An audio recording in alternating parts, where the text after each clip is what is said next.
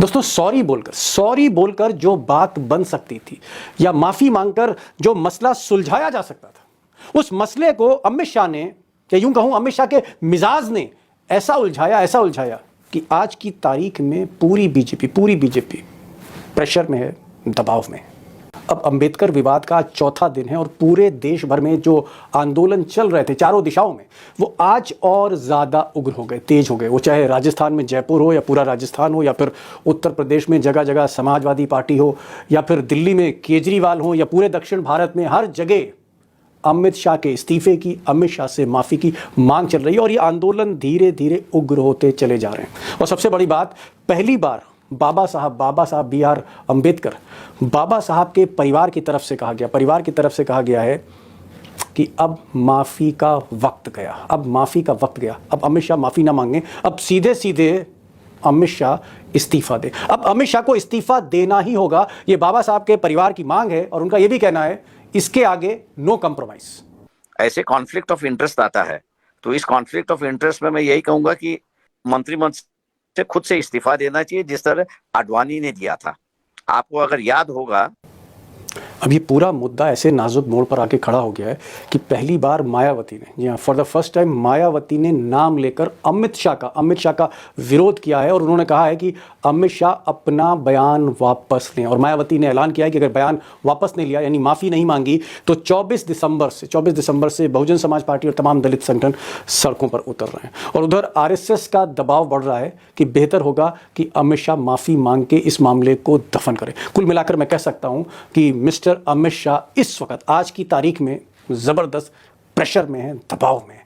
विपक्षी पार्टियों की वजह से भी, दलित संगठनों के भी कारण, और उनकी पार्टी के भीतर भी जो एंटी लॉबी है, जी हाँ, जो एंटी अमित शाह लॉबी है, वो भी सक्रिय होती चली जा रही है इसी मुद्दे पर। अब दोस्तों, हकीकत यह है कि 14 साल में पहली बार अमित शाह इतने प्रेशर में दिखाई दे रहे हैं। इससे पहले 2010 में CBI ने एक पुलिस एनकाउंटर में, जो गुजरात में हुआ था, उसमें अमित शाह को गिरफ्तार करके जेल भेज दिया था। बाद में वो तड़ी पार हो गए थे, लेकिन उस पुलिस एनकाउंटर से तो बाहर निकल आए। ये जो मुसीबत है, जो गले की हड्डी बन रही, ना सिर्फ अमित शाह के लिए, मोदी के लिए, RSS के लिए, बल्कि बीजेपी के वोट बैंक के लिए, इस मुसीबत से वो कैसे बाहर निकलते हैं, इसको लेकर सस्पेंस है। आज कुछ बीजेपी के इनसाइडर से मेरी बात हो रही थी। उनका ये कहना है कि कुवैत यात्रा के बाद मोदी जी जब लौटेंगे 2 दिन बाद, तो शायद वो अमित शाह से 1-to-1 मीटिंग करेंगे, सिचुएशन को असेस करेंगे। और उनको लगता है कि ये जो आग है, ये तेज़ी से फैलती चली जा रही है, आंदोलन तेज़ हो रहे हैं, तो शायद फिर मोदी ही मिस्टर शाह को कहेंगे, अपने चाणक्य को कहेंगे कि आप माफ़ी मांग लीजिए, क्योंकि और कोई विकल्प नहीं। अब गुजरात लॉबी इस गले की हड्डी के साथ क्या करती है, उगलती है, निगलती है, क्या होता है, तो मोदी और शाह खुद ही डिसाइड करेंगे कि इसमें रास्ता क्या निकलता है। हो सकता है मिस्टर अमित शाह माफ़ी मांग लें, इसमें देरी से सही। लेकिन आज अमित शाह के लिए जो सबसे बड़ी मुसीबत आई, वो ये आई कि जो प्रकाश अंबेडकर साहब हैं, प्रकाश अंबेडकर बहुत इंपॉर्टेंट है इस पूरे, आप कह सकते हैं, मामले में, क्योंकि डॉक्टर बाबा साहब अंबेडकर के ये ग्रैंडसन हैं, पोते हैं, उनकी विरासत को आगे ले जा रहे हैं। और इन्होंने आज एक एक्सक्लूसिव इंटरव्यू में मुझसे कहा कि भाई अब माफ़ी से काम नहीं चलेगा, अब तो इस्तीफ़ा ही देना पड़ेगा। जैसे लाल कृष्ण आडवाणी ने इस्तीफ़ा दिया था, पेशकश की थी, वो पेशकश अमित शाह को करनी होगी, क्योंकि हमारे परिवार की बात नहीं है, हमारे बाबा साहब की बात नहीं है, ये देश की बात है। उन्होंने बाबा साहब का अपमान करके संविधान का अपमान किया है, उन्होंने एक तरह से देश का अपमान किया है। तो हमसे नहीं, देश से माफ़ी मांगें और आडवाणी की तरह वो इस्तीफे की पेशकश करें। अब ये बातचीत मुझे लगता है बहुत इंपॉर्टेंट बातचीत है, इसको गौर से सुनिएगा, छोटी सी बातचीत है, लेकिन प्रकाश अंबेडकर जो ग्रैंडसन हैं, उनसे जो मेरी बातचीत हुई, उसमें कहीं ना कहीं ऐसा लगता है उस बातचीत को सुन के कि वाकई मुसीबत तो है हमेशा के लिए। मैं एक सवाल जो करना चाह रहा था प्रकाश जी, वो ये कि क्या आपको लगता है अमित शाह ने जो कुछ बाबा साहब पर कहा फ्लोर ऑफ द हाउस में, राज्यसभा में, क्या आपको लगता है वो एक तंज था? उसको आप अपमान की दृष्टि से क्यों देखते हैं? देखिए, ऐसा है कि कोई जरूरत नहीं थी वहां पर, दैट वाज नॉट ओके, मतलब वो ओकेजन नहीं था। उन्होंने जो उनका फ्लो है वो मैंने देख लिया है, उसके आगे और कुछ है और उसके पीछे कुछ है। अब उन्होंने खाली उसमें बीच में जो है अंबेडकर का नाम लेने के बजाय आप भगवान का नाम लीजिए, तो आपके 7 पुरखे जो है वो स्वर्ग में जाएंगे। उनके स्पीच में ये कहीं भी बैठता नहीं है, रेफरेंस भी नहीं है, ना उससे कोई मतलब है। तो इसका मतलब यही है कि उनको जो अड़चने आ रही है संविधान की वजह से, उसका मेरे ख्याल से भनक जो है वो उन्होंने उस वक्त निकाली, ऐसी एक परिस्थिति है। ऐसा क्यों लगता है? देखिए, ऐसा है कि जिसको अंग्रेजी में हम लोग प्री डिसाइडेड कहते हैं, वो मेरे ख्याल से जुमला उनका जो था वो उन्होंने तय करके आए थे कि इसको इस्तेमाल ही करना है। और वो ये है कि उनको कई जगह पे फ्रस्ट्रेशन आना शुरुआत हो चुका है संविधान पे। उनका जो रोजाना है, मतलब आप लोगों ने कभी आरएसएस की हिस्ट्री देखी है या नहीं देखी है, मुझे इसकी जानकारी नहीं है दीपक जी। लेकिन अगर आपको कहूं कि 1948, 49 और 1950 के जो 5 गण्य आरएसएस का जो माउथ पीस है, उसको अगर आप देखोगे तो वो आज जो कह रहे हैं वो उस वक्त भी कह रहे थे। लेकिन फिलहाल अभी के इसमें जो दिक्कतें उनको आ रही है उस संविधान बदलने में, उसका मेरे ख्याल से फ्रस्ट्रेशन जो है वो बाहर निकला है, ऐसा मैं मान के चलता हूँ।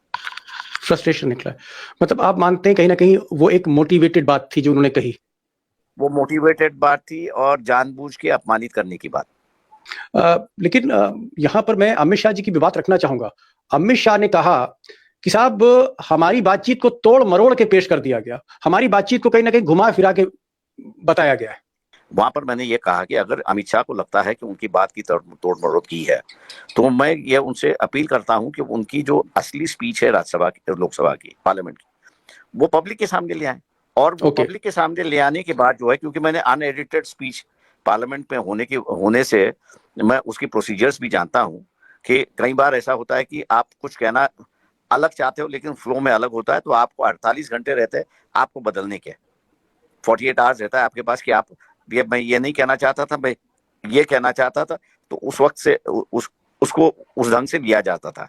लेकिन इनका कोई वैसे पार्लियामेंट के सेक्रेटेरिएट जो है उसको उसका इनका कोई चिट्ठी नहीं है वहां पर।